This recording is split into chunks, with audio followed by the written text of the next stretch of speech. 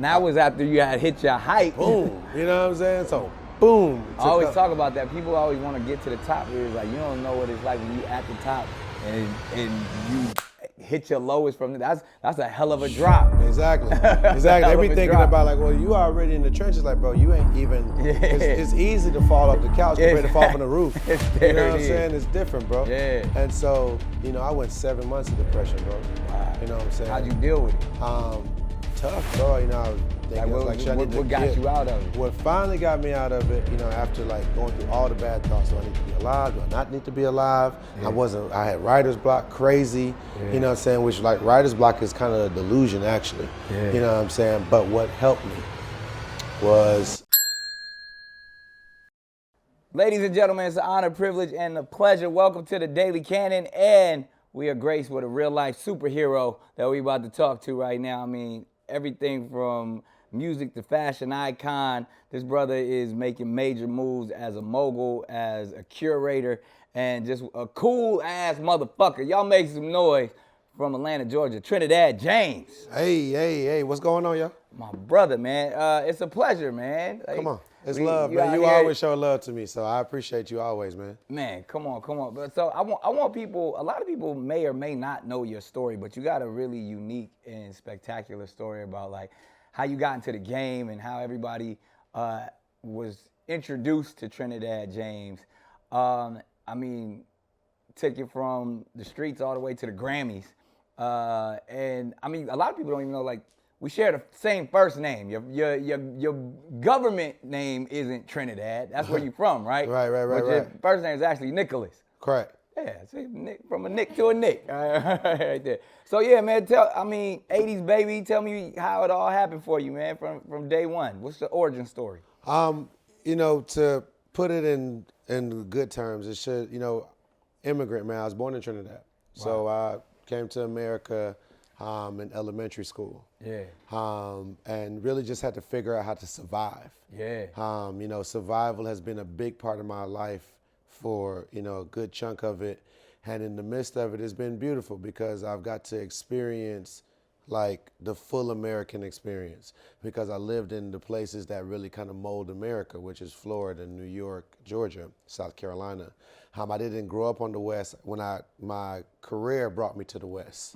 So it's like, I love the Midwest, but from an immigrant standpoint, those places that I named kind of like mold what happens in the rest of America. Wow. You know what I'm saying? From like outskirts. Like if you're not from America, then New York, Florida, Georgia, Texas, California kind of molds what the rest of America is doing. Yeah. Right?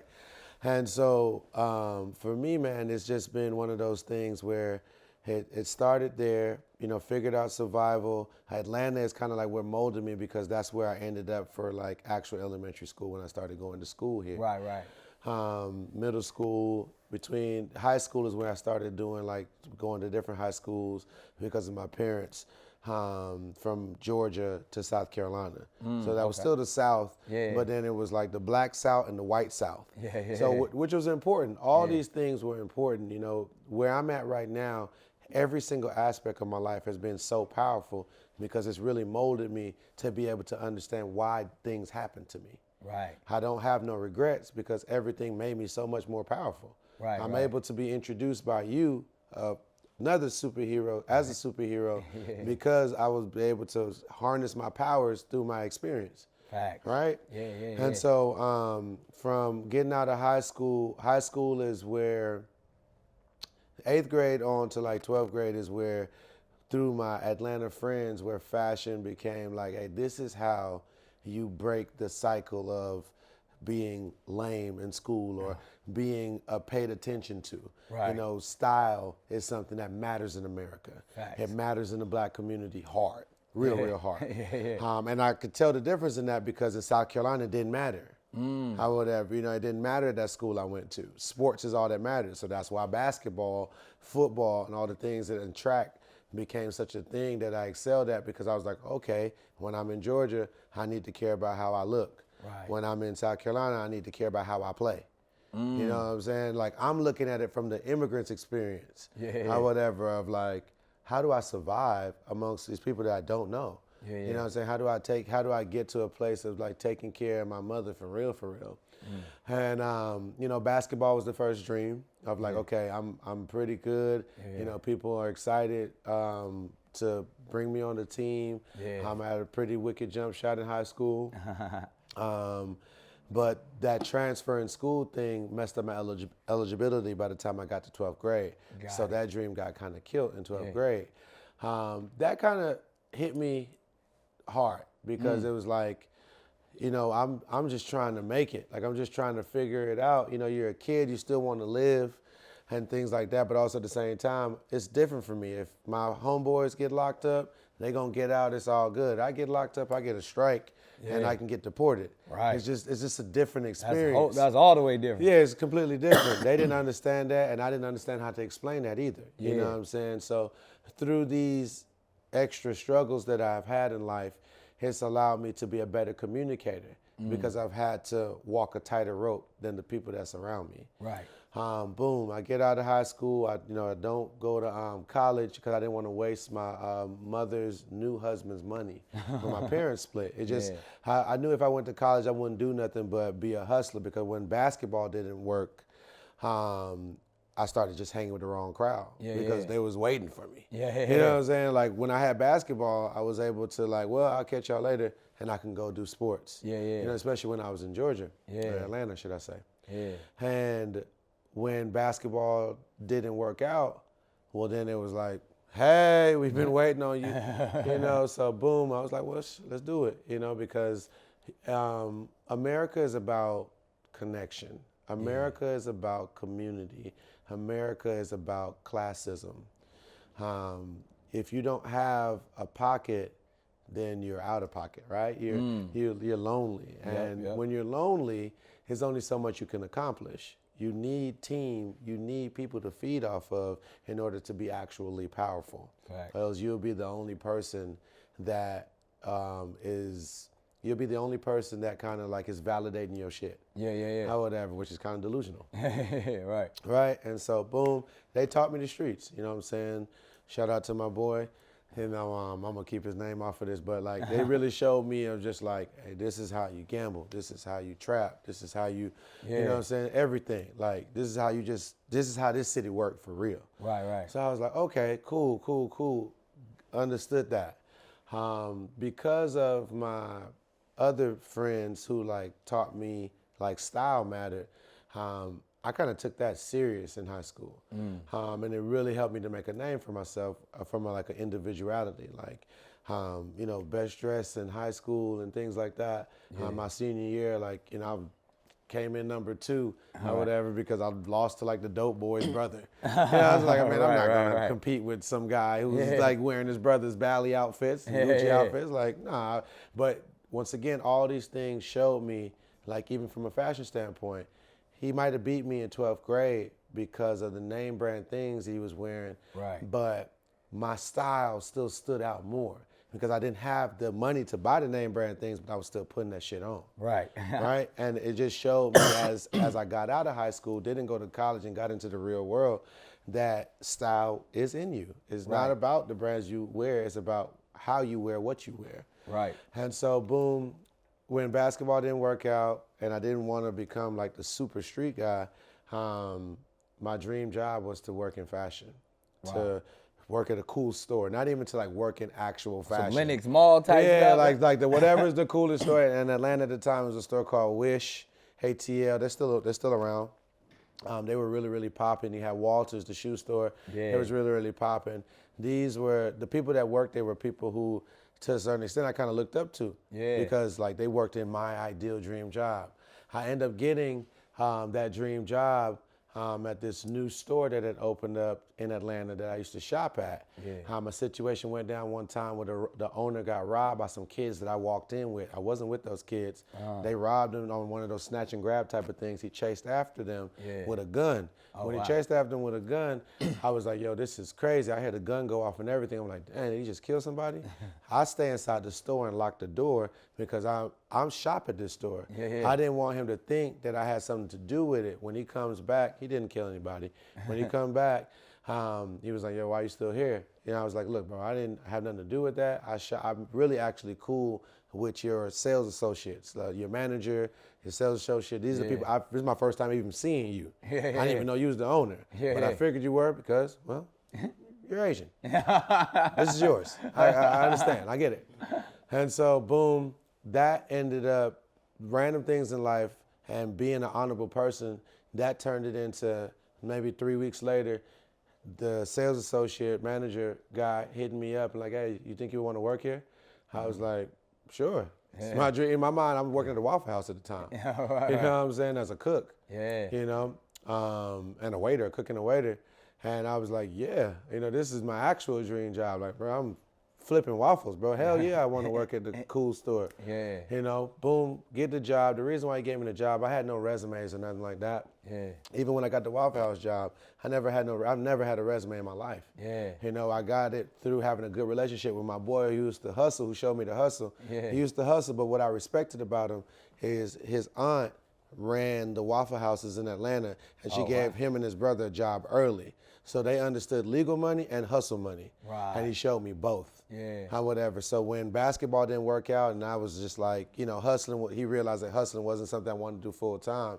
He got me in at the Waffle House, no resume, because he ran it, basically. He was the man. They family. I didn't know you had to have a resume to work at the Waffle House. Hey, you know, well, when you have the right connection, you just holler at Shirley, and Shirley will get you, you know what I'm saying? Right? And so, boom, that happens. Then they call me when I go meet the guy, the same Asian guy with the store. You know, the reason why he gave me the job is because he knew he could trust me. Based off the situation when he got robbed. So boom, that ended up turning into something that I did for like 3.5 years straight, you know, making millions of dollars. I was passionate. When you're passionate about something, you go hard. And this was like urban streetwear? Urban streetwear, it was menswear, urban streetwear. We were the first store to really bring back snapbacks in that era when like Chris Brown and Tiger and Tisa, Taz Arnold was like doing their thing, and like snapbacks is really popping back on the scene. We reintroduced it to Atlanta because I was doing my homework and paying attention to what was happening outside of Atlanta when it came to fashion. And I was like, oh, these snapbacks gonna be it, because I used to thrift. Or whatever, and I was like, ooh, it's a synergy here. I think, boom, boom, boom. I put it together. We ended up changing Mitchell & Ness, their whole formula from turning all their fitteds into snapbacks. Whatever, and making millions of dollars in snapbacks for the owner of the store. So, you know, the most beautiful thing about it, that experience, is that my dream job turned into my biggest nightmare. I'm working there 3.5 years, and I'm like, man, I love it, I love it, I love it. The same person who sells me on the idea of, man, you know, I'm killing it for him. I'm actually killing it because I love my job. Everybody in the city shop with me, from DJ Scream to DJ Holiday, Travis Porter. Like, you know, it's becoming a thing. Like, hey, you need to go holler at Shelby. He gonna put that shit on you or whatever. And I loved it. You know what I'm saying? Because it's what I love to do. I wasn't thinking none of it. I'm trying to sell the clothes. They trying to put it on the way I'm putting it on. Or whatever. I'm like, okay, cool. All this is important because a certain year comes and the same person who sold me that dream, the owner of like, man, I'm about to open up another store and you could run this store or whatever. This is your store, because he didn't even have to be in the front no more. He just kind of stayed in the back and didn't even show up anymore. I was there 7 days a week, open to close. It really felt like it was my store. It was your store. Right? I was doing everything, the hiring, the firing, the the ordering, like everything. I learned everything about running a store and the whole dynamics of it through experience. And then he had his first son. At his like early, late 30s. You know what I'm saying? Maybe let's say 36, right? Which is a very interesting time in a man's life. If he hadn't had no kids, then it's like, wow. Like, and now I become a man.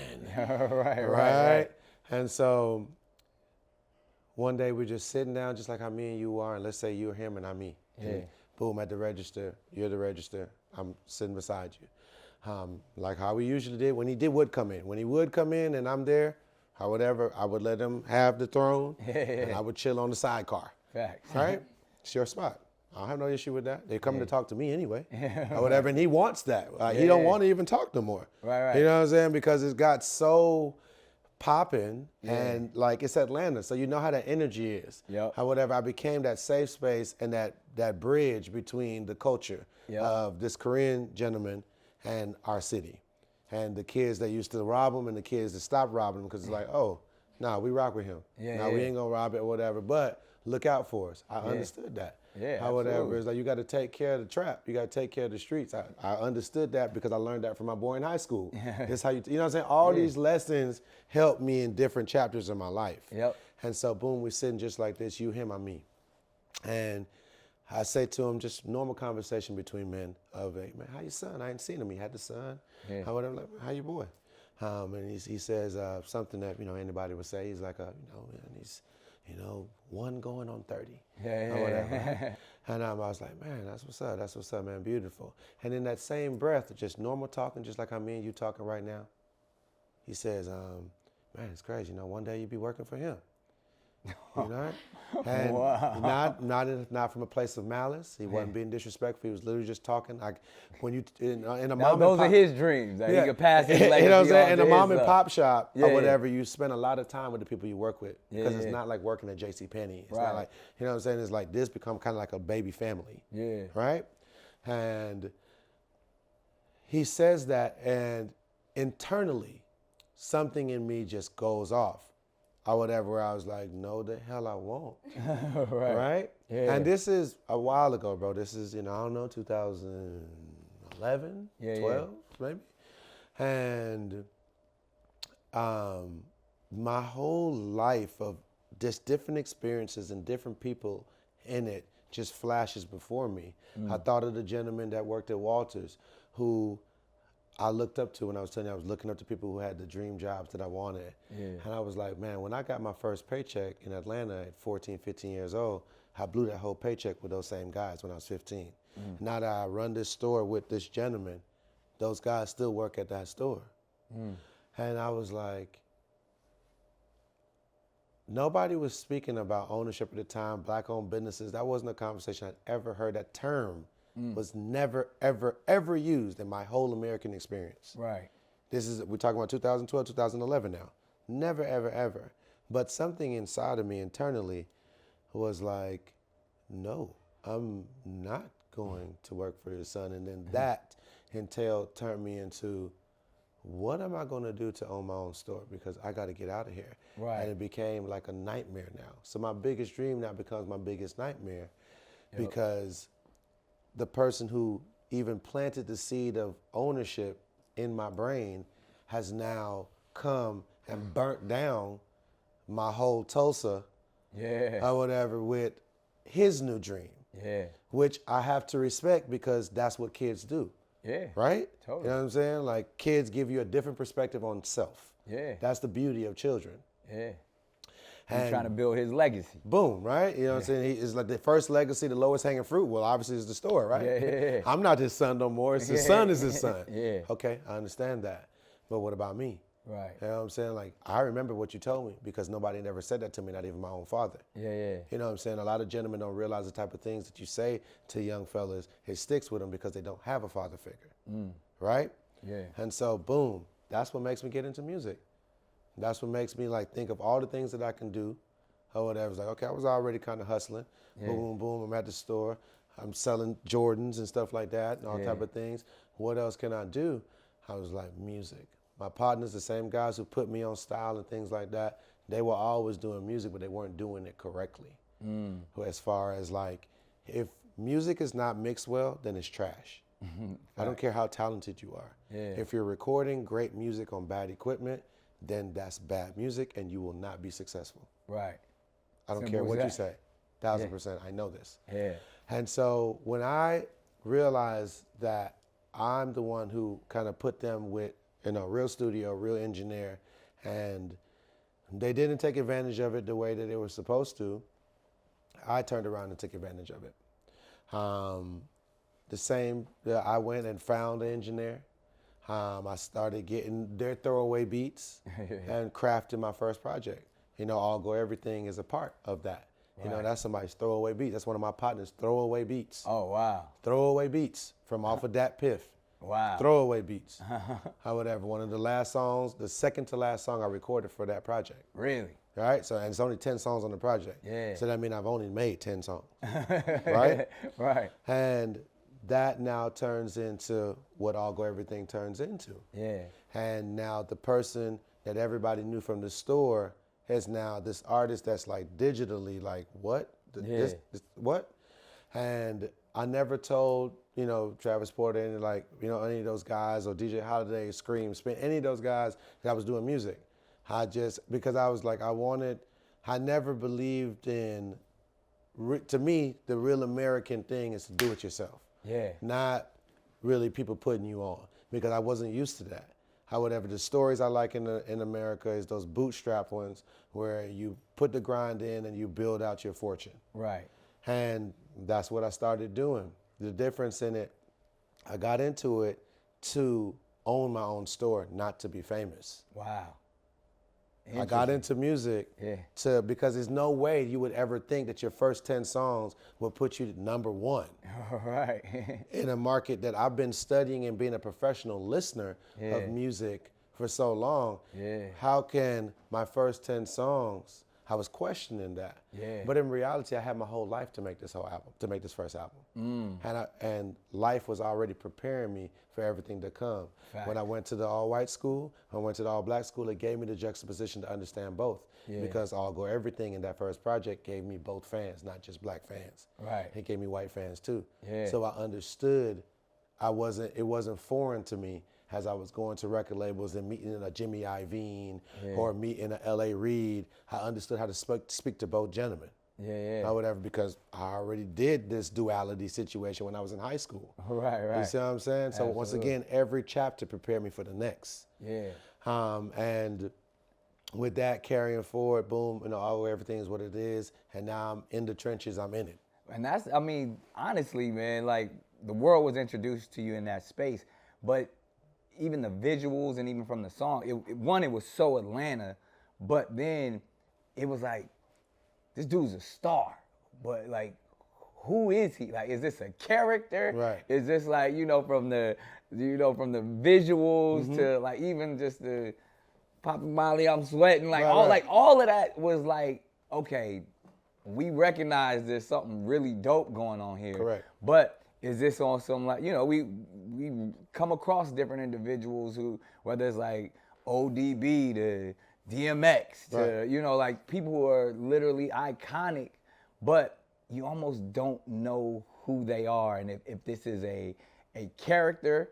And then clearly, like, from the persona to even sitting here with you now, it's like you can, like, just like you said, you can assimilate based off of, all right, I could be in the trap and I could be, a country nigga one time, and then I could also be articulate and speak in boardrooms and talk high fashion. Like, so once you blew up like that and everybody had a certain perception of you, correct, how was managing, who you were as an individual and who the world thought the artist was? It was a little tricky at first, because that's the most beautiful thing about the Black experience, is that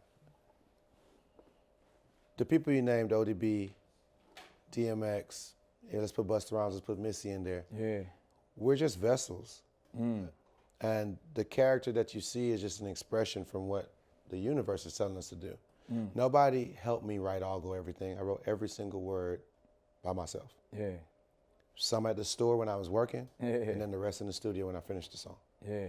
Nobody told me that, hey, you probably should put a second verse on there. Right. I did everything exactly myself the way that God told me to do it. Right. The beat told me to do it. And that's what the Black experience is. Like, people, when things are from above, people have harder times understanding what it is because they're so used to tradition. Yeah. And the thing about tradition is that that's just what you're taught. The now is what matters the most. Because if you have a new formula that changes everything, everybody will change with it. Right. And that's what being a leader is all about. Right. You know what I'm saying? The main thing and the main idea of it all is that when the world was introduced to Trinidad James, outside of the entertainment aspect of it, for me, I didn't know, but what was actually happening, you was getting introduced to a new leader, a new type of leadership. Not better, just new. Facts. And that's all it's ever really been, is that like, if you check my resume or check this is year 13 now, I'm talking to you. Yeah. Right? So 13 years later, if you go talk to anybody that's ever come across me, however, they know I'm not really on no bullshit. They know that if we get in that studio, we finna go crazy. Yeah. However, they know that I'm gonna do I'm just a vessel. Yeah. You know? And it feel like and this is interesting too, because someone who's had such success with, really their first single and take it all the way to #1, you're wise enough, or maybe I would love to even hear the story, because the decisions that you made, that you tapped into your business acumen more than saying, all right, let me chase another all gold everything. Right. It was more about, all right, let me establish something. Like, I know you as a writer and a producer. For some people don't even know you got massive hits that that you've been putting on for others. But then even in how you move in the fashion setting as well, that you've been able to create industries for yourself that aren't relying, as you know, like a lot of people can't say 13 years later they still get into the bag after their first record, because they chase being an artist so much. And we know the artist lifespan, sometimes at 5 years you had an amazing career. Correct. But you've diversified in such a way. How has that, was that by design, or was it also like, because even people were like, oh, he only just had that one. Right. And he ain't had nothing else after that, where we see your constituents who making hit after hit after hit. So what made you make the decision to have the career that you had? Well, I wasn't in control of it. You're not really in control of success. You're in control of your decisions. And so what I mean by that is everything that I did is what I could do. Everything after that was me still wanting to be successful. The next record I put out, I put the same energy into it. I put even more. I have more resources. If you look at my first project, which was Don't Be Safe, and then you go listen to 10-Piece Smile, man, I had one feature for my boy Forte Bowie, who was a local artist from Atlanta on Don't Be Safe. And you go to 10-Piece Smile, I got a song with his Gucci Man, Young Scooter, and Childish Gambino, and Alley Boy. You know what I'm saying? I got Player Fly, Fabo, you know what I'm saying? Danny Brown, like at least 13 to 15, because everything is based off a relationship. Facts. When somebody meets you, when you're a real leader and you're real powerful, it doesn't matter about what people who are not leaders are saying. It's all about when that person meets you, they know that somebody's doing something for real and they want to be a part of it. Facts. And I just kind of like use that as the thing that I allow to be my North Star. My character is my North Star. Right. The man that I am in the mirror, I never forget him. I always tell, now that I have my own agency and I work behind the scenes with so many people, privately, I tell them all the time, what I'm saying? The man or the woman makes the artist doesn't make the man or the woman. If your man and woman is together, then your artist is together. But if you depend on your artist to determine everything, you will be chasing an insane life. Man, that's wisdom right there. And then do you think it has anything to do with the aspect of, like you said, your ultimate goal initially was to get so successful that you can have your own store, you could be in the fashion space.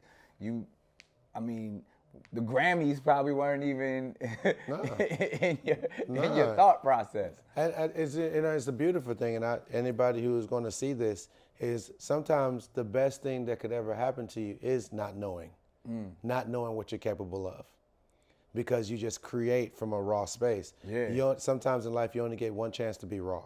One chance. You know what I'm saying? After that, you become calculated. Because now you know better. And now you know better, and your thoughts are going against what 2 years ago you would have just did it. You would have just jumped. And now you're scared to jump at anything. How whatever. And sometimes that's good. But sometimes it's horrible. Right. Especially when you still consider yourself a creative and you're looking for new inspiration. And so for me, I've just always tried to protect my raw. You know what I'm saying, the whole time. And I've made a conscious decision in 2013 when I signed with Def Jam, you know what I'm saying, where I was like, oh, wow, this is nothing but like publicity stunt. Like, people don't care about artist development. Right. You know what I'm saying? Yeah, like, they just facts. care about how good they look on paper. Yep. You know, and once I realized that nobody really cared about me the way that I needed to be cared for, I just turned back into survival mode, Yeah. which I was already used to because Yeah. I'm an immigrant Yeah. at the end of the day. Right. You know, at any given time, we can get a new president and Right. they'd be like, you know what? If you Y'all wasn't gotta go. born here, leave. Yeah. You know what I'm saying? And then we got to figure it out. And then nothing you can do about it. Yeah. People, like, if you take it to new school, they just stopped TikTok for one day and people was ready to crash out. Facts. One day. You see what I'm saying? Yeah. And like, you just use your whole life to build up something. Yeah. You know, and you got to understand that it's like the main thing that you have is what you can do yourself. Yeah. What you actually can accomplish. And so those things, to answer your question, is like what kind of narrated my decisions. I Yeah. chose in 2013 to chase the craft instead of chasing fame. So that's why you never see me go after another all-go everything. Yeah. I went after going after making good, solid projects. So my core fan base and my cult fan base, the people who really rock with me, they're the ones that come to me like, hey, 10-piece Smile, my shit. You know what I'm saying? Father figure, my shit. No One Is Safe is my shit, because they understood that, like, I don't make bad music at all. Yeah. I haven't done anything but get better and better and better and better. Facts. Is that when you have to, when people, what the thing is, people take what you do and put it in a place where it's not supposed to be and then judge you against the things around it. And that ain't your fault. Yeah. Because once you make your art from the right place with the right intention, you're not in control of it no more when you release it. Right. Where somebody takes that single and put it, it's not really on you. Yeah. There's only so much you can be in control of that. Yep. Or whatever. So I try to stay focused on harvesting and making sure that the people who really get it, they keep having something to get. Yeah. And so that's what made me even realize the bigger picture from, okay, boom, 2013, don't chase the craft, don't chase fame, okay, keep working on the craft, working on the craft, working on the craft. Then boom, from the beginning of my career, I was getting acting opportunities. Yeah. I didn't land them We at didn't seen you in movies and all that. yeah, I'm saying, Yeah. I didn't land them at first, but what that showed me is like, oh, I don't need to focus on being the best artist. I need to focus on being the best entertainer. And so then I started focusing on that. Yeah. And to be the best entertainer, I look at people, I look at people like yourself. I look at people like Jamie Foxx. I look at people like Eddie Murphy. You know what I'm saying? I look at people like who could do, like, you're not limited. Multifaceted Yeah, it's aspect. like, Yeah. I'm doing what I want to do. I'm going to do a talk show. I'm going to do music. I'm going to do a podcast. Like, because it's possible. Yep. I don't get overwhelmed with responsibility because I love responsibility. I'm an actual leader. Right. Not a person trying to act like I want to lead.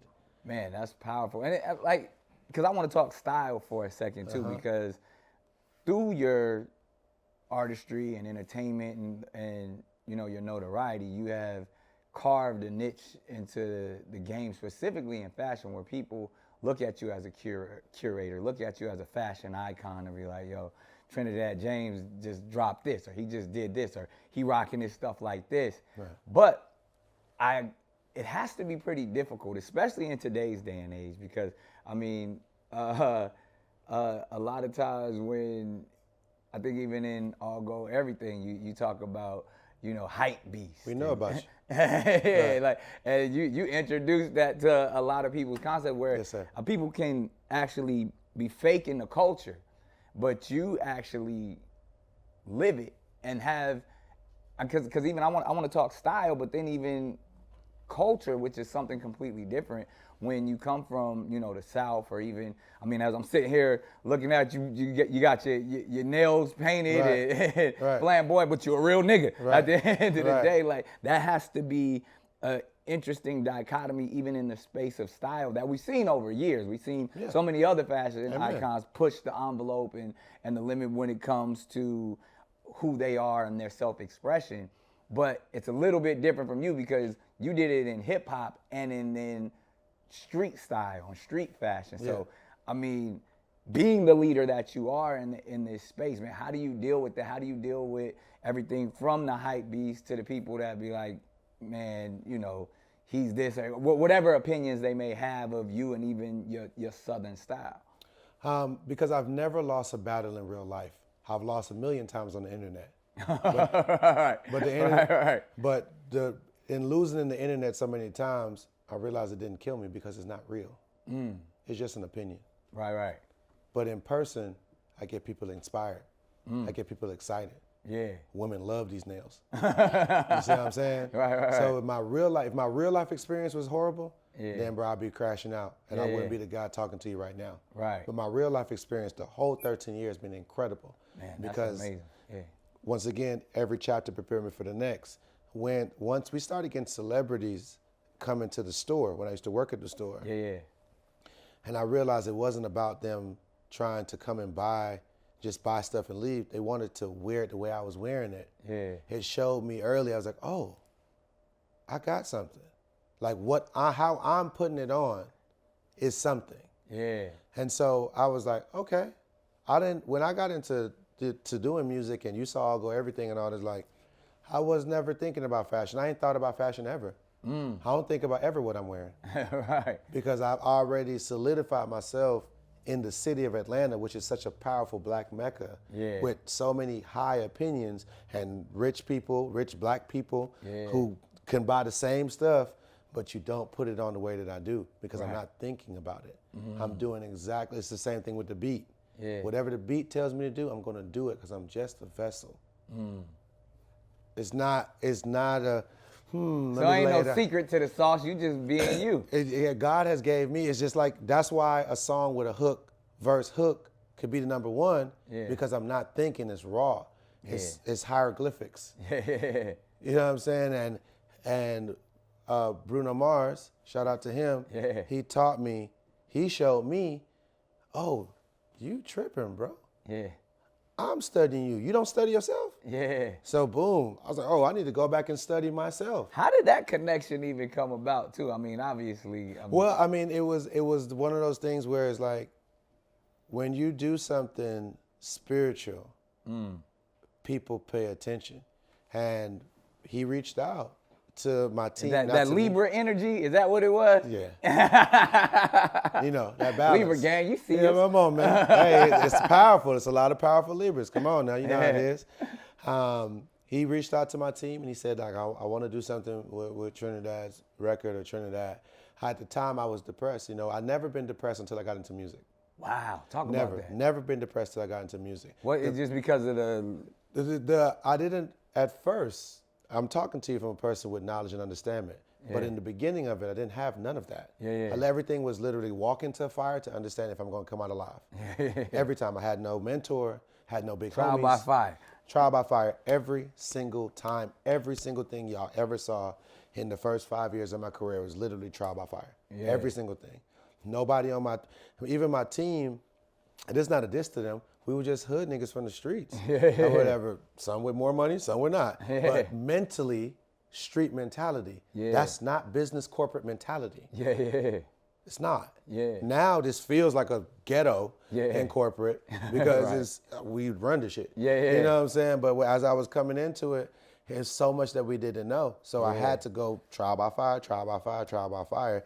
And I walked out of those fires so many times that I was like, I started liking the fire. I was like, okay, cool. And so, but in the beginning of it, like the first time, I had never experienced somebody talking bad about me that we couldn't talk about this in person. So when the internet started saying things about me, I was like, I didn't even know I was ugly. You know how I didn't know I didn't know that I wasn't that. Respond. I was like, what? We got to fight. Like, I don't even know who you are. Adam 66. Like, I don't know who, you know what I'm saying? I don't know. And that was throwing me off a little bit because I was like, man, what's up with this? Like, why do I have haters? Like, everybody in real life love me. I didn't know I'm the realest nigga. Like, I've did so much for everybody in real life. I wasn't I wasn't having an internet experience ever in life. I was always having a real life experience. And everybody in my circle, anybody that ever came or attracted to me, I've always been the leader in that circle. I've never been led. Right? So I'm like, on the internet, I'm like, why is there a disconnect with who are these people? So that was a little weird. And then coming out of 2013, coming out of 2013 into 2014, I got some backlash for some of my comments that I had said in New York about just the state of music that was going on there. Oh, right, I remember And that really, it pissed everybody off. Yeah. And what I said is what I said, but how I said it was not the way I was supposed to say it. Right. You know what I'm saying? And that's when we get in front of these mics sometimes, we just get to talking and it's the like human whatever. experience. Trial by fire. Yeah, Trial by fire, exactly. right? Trial by fire. Trust me, I've been there. Hey, right? Been canceled several times. Come on, right? But it's hard to cancel the real. I'm living proof of it, from a success standpoint and just how I feel spiritual as a man. Yeah. But 2014 is when the depression came in because the love that I have for New York City is a love that sometimes I don't think that they understand. Like, Atlanta is Atlanta and it will always be, But New York is just the fashion, the speed. Yeah. When I was coming here as an immigrant, that was one of the places I lived. Yeah. When me and my parents, as they were still together, when we were down bad, we was in Queens living with my uncle. Yeah. You know what I'm saying? Like surviving. Like New York is so important to me and my story as an individual. So when they turned their back on me in 2014, it hurt. Yeah. It hurt bad. It hurt. I didn't care about nobody else's opinion. I didn't care what nobody was saying, but I knew the people who I had relationships with, at the Supreme stores and this, that, how like when they turned their back on me, it hurt so bad because I couldn't believe that what I'm saying got misconstrued. Got so torn together that you would think that I'm saying it from a place of malice. Yeah. And that right there showed me how low I can get. Like, damn. You would say that was your lowest point? Lowest mentally. Top of 2014? Top of the middle of right after February, March or whatever. And that was after you had hit your height. Boom. You know what I'm saying? So boom. I always talk about that. People always want to get to the top where it's like, you don't know what it's like when you at the top and you hit your lowest from that's a hell of a drop. Exactly. They be thinking about like, well, you already in the trenches. Like, bro, you ain't even, it's easy to fall off the couch compared to fall from the roof. You know what I'm saying? It's different, bro. Yeah. And so, I went 7 months of depression, bro. Wow. You know what I'm saying? How'd you deal with it? tough, bro. I was thinking, what got you out of it? What finally got me out of it, after going through all the bad thoughts, do I need to be alive? Do I not need to be alive? Yeah.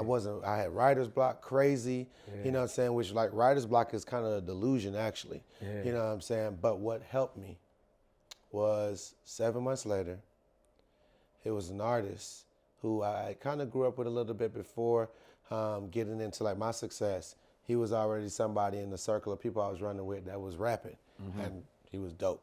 Yeah. His name was Grams, Big Grams, and he was real dope.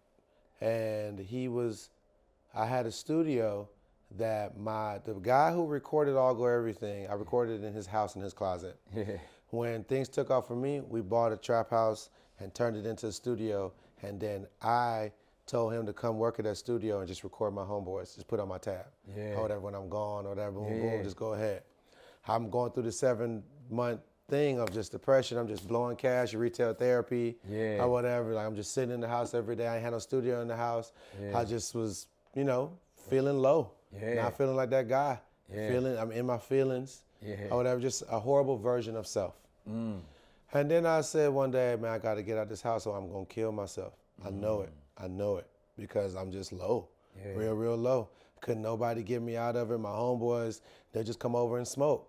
They didn't know what to say to me because I'm the leader. I don't get led. So, when you the strong friend, don't nobody know what to say to the strong friend. Nobody check on the strong what they gonna say friend. to Nick? Who gonna say something to Nick? Like who? Right. You know what I'm saying? Like really? Fact. Like who? Yeah. You know what I'm saying? When it really boils down to it. Who gonna help you when you actually need it? Yeah. When you the person that put everybody on. Yep. So I gotta get out this house. So boom, I get out, hop in the whip, I go down to the studio. I check in with my boy. I'm like, man, what them boys been working on? What they been doing? Did nobody record nothing. The whole 7 months, really. Wow. I was so disappointed. I was like, damn, bro, this is a free tab to record. I got unlimited money, bro. Like, Yeah. go. Y'all should be making hits Y'all off should of something. Make a bad album. You got to make something bad to make something good sometimes. Right. Make anything. Yeah. Nothing got made. Wow. When I'm about to leave the studio, I hear somebody rapping in the next room. I'm like, who that is? He's like, oh, that's your boy, but he pays for his sessions. He don't use your tab. Oh, wow. It's like, okay. Boom, I go in there and I listen to what he got. Of course he's snapping. The nigga's hard. Yeah. Or whatever. But what he didn't know how to do was put together projects. That was kind of my superpower early. Yeah. And so I started helping. I was like, man, let me help you put together your project. Yeah. Or whatever. And in the midst of doing that, that's what got me out of my depression. Wow. Or whatever. And then I learned from that. It's like, oh, anytime I get depressed, like really there, I just start helping others. So that's when 5 years ago, like the last 5 years, that's when I started 2020, brought back that depression because of the pandemic. Yeah. All of right? us. Yeah. And I was like, okay, all right. Yeah. Boom, I need to go and start doing my services. Yeah. So then I started basically my company, 567 Agency, which the 5 stands for change, the 6 stands for love, and the 7 stands for completion. Everybody has a step 1, and they like to go to 10, but most creatives don't want to go through the process, which is the 5, 6, 7 to success. So I just started helping different people, you know what I'm saying, whether it's whatever. And mostly it started with guys, but then it was an ego trip thing that was throwing them off because it's like, I ain't taking no help from Trinidad James. Right. All right, brother. So you said, let me go see what cool. these female rappers see what these females talking about or whatever. I saw a vision there. The vision had even started from 2017 when I looked at my career and I was like, wow, I got this success. I got plaques. I got all the things per se. Yeah. But dang, I ain't never worked with no women. What's up with me? Yeah. Like, what's happening with me? Like, what's going on? I got 4 sisters. I got 8 aunties. Yeah. Like, I grew up with all women. Yeah. Like, what's going on with me? Yeah. And so when you put, you know how it is with Libras, like we put that manifestation, we put a thing in our head, it start growing and manifesting and attracting or whatever. So boom, 2018, I get a plaque with Bad Baby. We start her career. With her first record, it go platinum. Her first record ever done, we did that. Boom, it goes bam. Then you know how the industry works. You do one thing great, that garage door open, everybody running in like, hey, can you do this with my girl? Can you do this with my girl? Bam, I was like, bet, this is what I wanted anyway. Because I'd already made a pact with myself. I want to work with 50. You're a leader. I want to do this, dog. I know that everybody's focusing on keeping a woman to be, oh, she cool. I wanted to make women cold. That's the difference. And so boom, kept pushing that and helping different people out. Like, hey, this, that. Like, I'm not even charging, just really moving like a ghost helper. And then 2020, I got a chance to do my first creative direction or be the creative director for an artist. And we had to do everything top to bottom. Write the song, produce the song, hair, makeup, nails, video, direct it, TikTok, boom, the whole thing, crushed it. But what was more important, I got to be on the label meetings. And there's like 18 people talking about nothing. And I still had to turn in to be a leader there. And I was like, oh. This is what has been going on. This was happening. Beautiful. And so 2021 came around. Also in 2020, how the universe worked is once I got out my own feelings again and started taking it so personal and thinking that God is only doing it to me. He was like, okay, you ready to be a man now? Boom. Saucony, if you're from the hood, they hit me up. And it was like, hey, you still want to do that shoe that you talked to us about in 2018? I said, yes. And that's what allowed me to, I didn't even know you. So it's not Saucony? No, it's Saucony. It's actually Saucony. Oh, damn near 40 years I got these fresh ass Sauconys on. It's Saucony.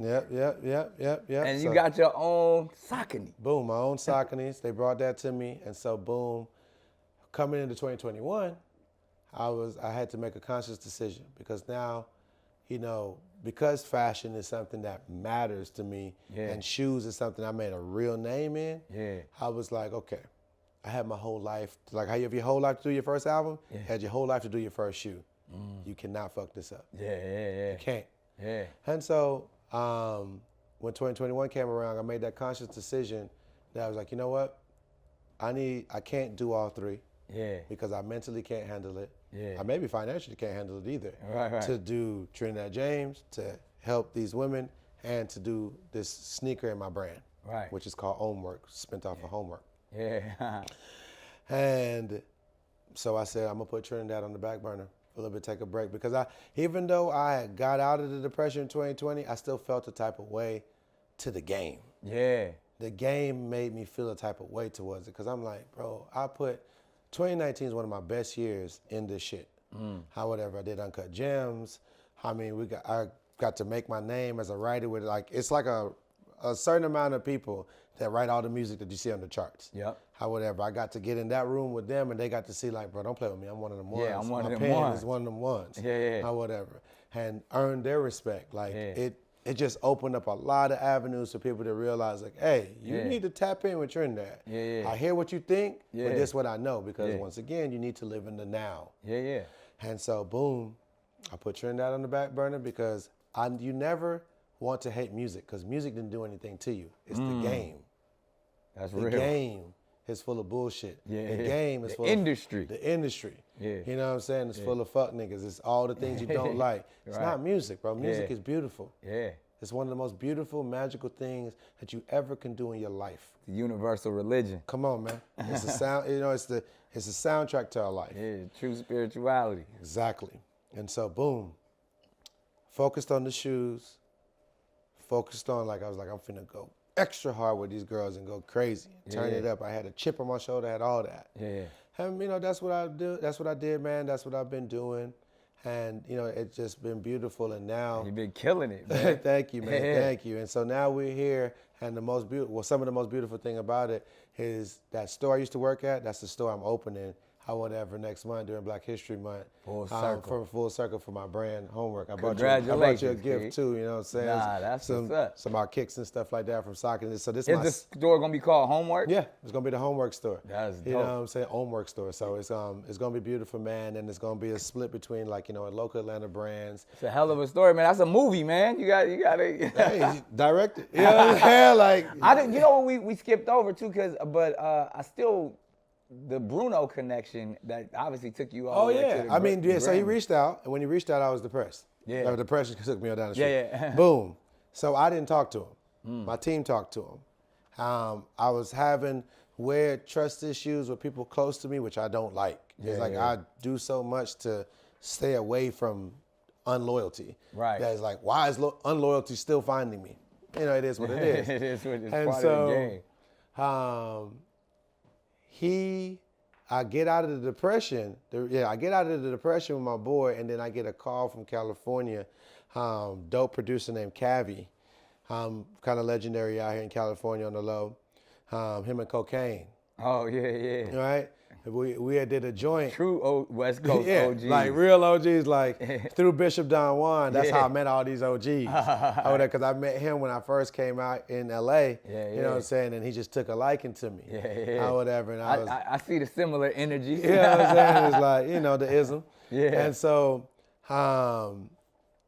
those OGs, they kind of really, the West Coast OGs really, really took me in the way I wish my ATL OGs had took me in. Right. However, and I don't hold it personal because you are a reflection of your father. You are a reflection of your experience. Yeah. So if you need to just focus on your kids, you're gonna focus on your kids. Yeah. But when I came out here to the West, they embraced me like the little bro that I needed. Because even though I'm a leader and I lead, bro, I still need knowledge. Yeah, fact. You know what I'm saying? And they was down to give it to me. Putting you up on game. For real talk, good game, good game. Yeah. Not bullshit game, not old man rambling shit. However, good game. Yeah. I appreciated that.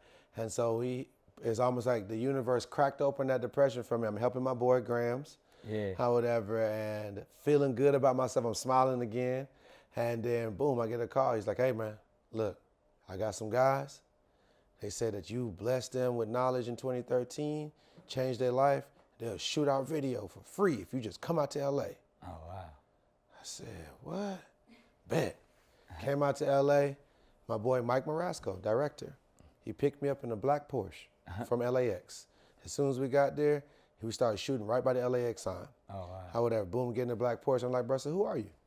However, he's like, look, man, you don't remember me, but Karen, I used to work for Karen Civil. Shout out to Karen. Shouts out to Karen. Right? Yeah. Real hustler. Yeah. Boom. It used to be this house called a Feed House, Pheed. They were Twitch before Twitch. They was doing it. Yeah. Or whatever. It was a brother, Tony, who used to run that.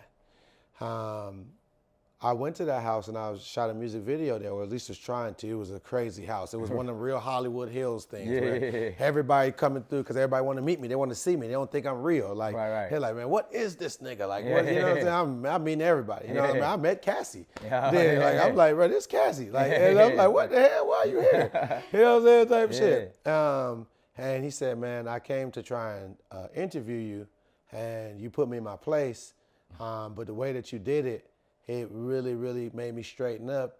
And between what you said to me and another gentleman, I mean, like, man, I got my Porsche, how whatever, I'm making 10 times the money I'm making, how whatever, and I appreciate it. I just feel like I owe you. Oh, wow. How whatever, and I was like, shit, thank you. You know what I'm saying? And so, boom, we ended up killing that video. When we got done shooting that video, it gave me a perspective, because this is 2014. And I was like, damn, I love LA. Like, I love LA because of the type of love that it's given me. I needed leadership. I had been leading with not enough knowledge for so long that LA gave me that more knowledge that I needed to progress and be better, because I was just being stagnant. However, it was like almost like a hamster wheel. Like I was, you're the leader of nothing. You know what I'm saying? And that's when I realized that same time, boom, Bruno drop Uptown Funk. Boom, Grand Theft Auto 5 come out. We on Grand Theft Auto 5, me and Young Scooter. And then I hear Uptown Funk for the first time, and I'm like, oh, shit. We lit. You know what I'm saying? I didn't even really understand the dynamics of writing music or interpolations, or I didn't really understand that. That you wrote that. You know, I was like, oh, shit. And so, boom, my manager at the time, I hit him like, hey, are we on point with the business on this? Like, what's going on? And we hadn't got the business right, which was beautiful. Because in that case, I could be the loser. I could be the lame, right? And mess up everything and make this weird for everybody. But for me, I've been blessed to always, once again, stay a vessel and be a visionary. That's dope. So, boom, I said, look, I ain't going to hold this up. If I can get a session, I want this much, boom, boom, but I need to get a session with Bruno and a session with Mark Ronson. If we can make that happen, we good. Then I'm not going to hold up nothing else. I'll not shut this down. They said, bet. Boom, boom, boom. 2015 come around. Also at the same time, I realized I needed to get out of Atlanta. So I moved from Atlanta, 2015, moved to LA. Boom, do the session with Bruno. Amazing, life-changing. To be honest with you, to keep it a buck, because like I said a little bit earlier, he was the first person that told me, or showed me, not even told me, showed me. That he was studying you. That I need to study myself. Because like, boom, he was able to find a vibe that he needed for what he wanted to do and what I was doing.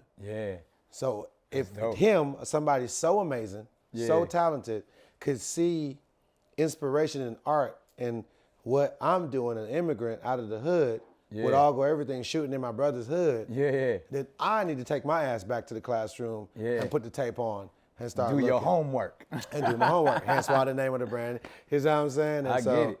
Everything for me is always intentional, man. That's dope. There it is, ladies and gentlemen. Trinidad James. It's been an amazing conversation, my brother. He came bearing gifts. Oh, for sure. I gotta see I'll bring it over to you, man. You know, so boom. You know, first things first is you are the ultimate dad, so you need dad socks. The dad socks. You see it. And dad is an acronym for destroying all doubt. There it is. And boom, and then this is my last shoe with Saucony, man. Is our first basketball shoe. Oh, wow. Dedicated to Lucia. These on right now. It matches the fit. You know what I'm saying? Dedicated to Lucia Harris, the only woman to ever get drafted by the NBA. Oh, wow. Yeah, but she didn't go because of just mental health issues and didn't believe that she belonged. Oh, wow. You know, when in the back of the shoe it says 1976, because that's the first time that women got a chance to go and play in the Olympics. Oh, okay. Lucia is the first woman to ever score a basket in the Olympics, a black woman from Mississippi. Really? Mm-hmm. Man, that's crazy. All right, man. Well, I appreciate They right too. There you go. We rocking them the whole Come time. on, my brother. Beloved. Yes, sir. Appreciate boom, you, man. Boom, Let's everybody. get it. Thank you. No doubt.